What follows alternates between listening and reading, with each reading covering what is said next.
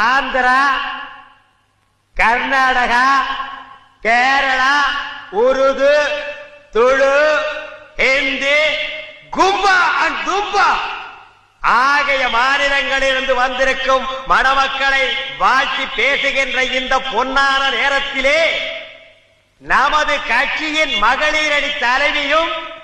மாநில போற்றும் சமூக சேவகியும் மக்கள் பணியே மகேசன் பணி என்றிருக்கும் தாரை தலைவி கற்புக்கு அரசி,